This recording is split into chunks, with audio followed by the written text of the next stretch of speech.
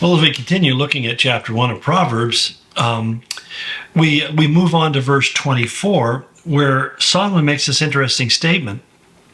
He just told us in verse 23, he said, if you would respond to me, if you'd listen to what I had to say, even when I rebuke you and correct you, he says, then I would pour out my heart to you. I'd make my thoughts known to you.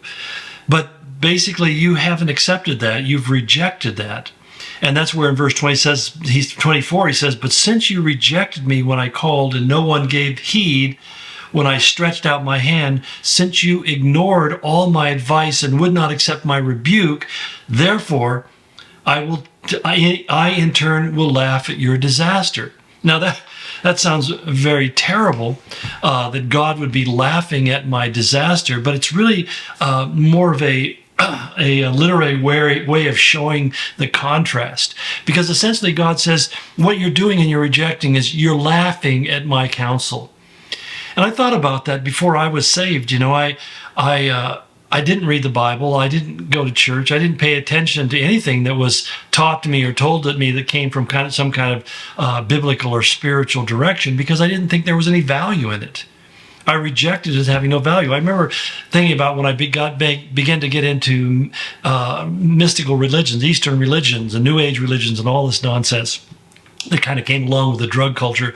And it was this whole idea of, studying the wisdom that came from the East. And I remember one day I was sitting thinking to myself, I should probably read the Bible, and consider Christianity just to round out my experience, so I can say, basically so I could check the box and say, I looked there, because I was convinced that Christianity was an empty suit and there was nothing there.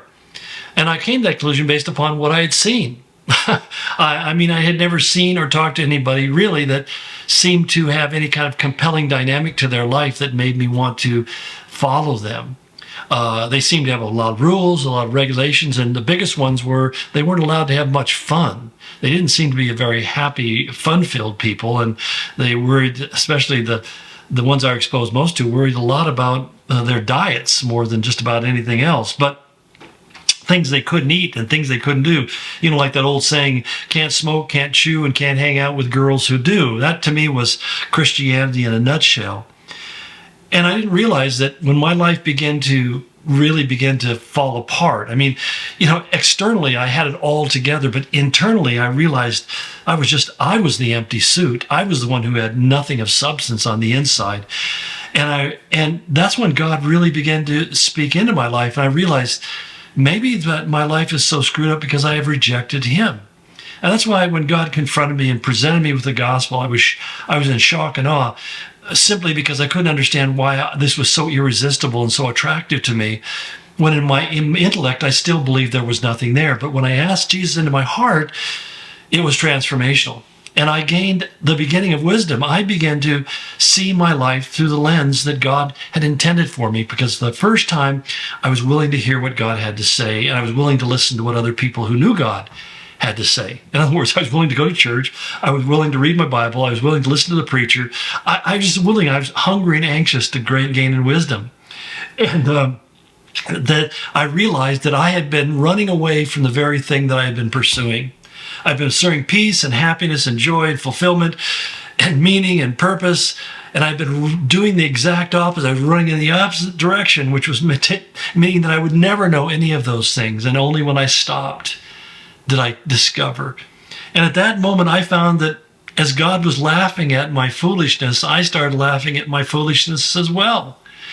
That I became a mockery about, and my calamity was all designed to show me what a wreck I was. Because he says, I will laugh at your disaster. I will mock when calamity overtakes you.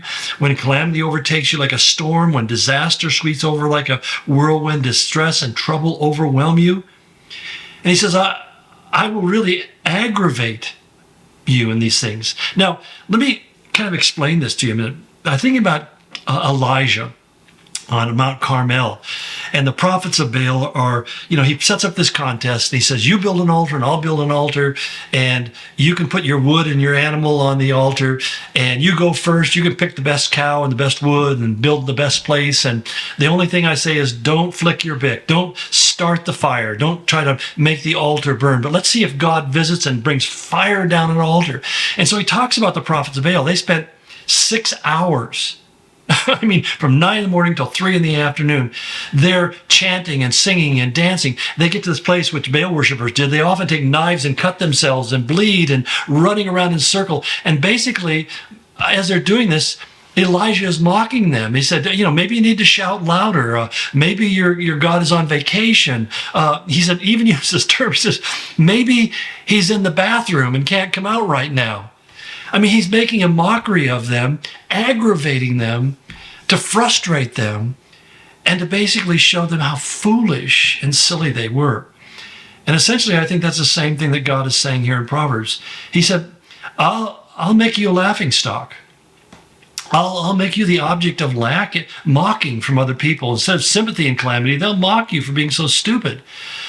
When disaster overwhelms you like a whirlwind and distress comes to you and overwhelms you, that maybe, he says in verse 28, then they will call to me, but I will not answer. And they will look for me, but will not find me. Now, you look at that and go, wait a minute, that sounds pretty cruel. Think about this for a moment. A lot of times when people get in trouble, they have what we call foxhole conversions. And we say, oh God, if you deliver me, if you fix this, if you save my situation, then I'll follow you. What happens? As soon as the problem goes away, they're like the dog returned to his vomit, the pig returned to his slop. They forget and they just go right back to their lifestyle. Because what God's saying is, I know at that moment, the only reason you're calling out to me is because you want to get free from the problem. But he goes on to say, since they hated knowledge. In other words, what you want is prosperity, but you don't want truth. What you want is to be enriched, but you don't want to have to be disciplined. What you want to do is be successful, but you don't want to have to make any sacrifices. That's the whole thing. You want to walk on high places, but you don't want to have to traverse the valleys or climb the hills. And he says, I know that until you come to a place where you're absolutely surrendered to me, none of this will really make any difference. And God can't be tricked, deceived, misled, or lied to. And that's what many, many people do. Many, many people do. In fact, some people are so clever and so good at making things go the way they want it that they just can't resist the urge to go back and play the same games again. But he says what really God knows to be true about you is you hate knowledge. You hate the knowledge of the holiness. You did not choose to fear the Lord. And since they would not accept my advice and they spurned my rebuke, they will eat the fruit of their ways and be filled with the fruit of their schemes. It's the only way. He says, for the waywardness of the simple will kill them, and the complacency of fools will destroy them. And God says, I'm not going to contribute to your death and your destruction. So that we find that God says, I will repeatedly kind of speak into your life, but you'll really only hear me when you're willing to hear what I have to say. And these faux repentances, these momentary breakdown, oh God, forgive me, I'm changing my life, let's do it over again. It's kind of like the narcissist when they want to restore a relationship, they always say the same thing. Instead of being willing to address the issues that caused the break in the relationship, they say, oh, let's just forget about that and start over again. And that's what these people are doing with God. Oh, okay, God, I know I'm wrong. I won't do that again. Let's just give me a fresh start. And the problem is that as soon as they have a fresh start, they'll go right back to what they've been doing in the past because they haven't learned anything. They hate the knowledge of what's truth. They don't fear God. They don't accept his guidance and his advice. They don't listen to his word. When he rebukes them, they get offended and walk away. And as a result, nothing changes. But that's where he kind of ends with this but whoever listens to me will live in safety and be at ease without fear of harm. And that's the whole point. You watch people making repeated decisions that are bad decisions over and over again. And if they would just listen to him, if they would just stop and be still, as Psalm 46:10 says, be still and know that I am God. If they would just be still and listen to him, he said, you would live in safety. The stress and the pressure would be off your shoulders, and he says, and no harm would be able to come at you. It's sad. And that's why he just goes on in chapter 2, talking about if you accept my words. But we'll get to that tomorrow. God bless you. Go in his grace.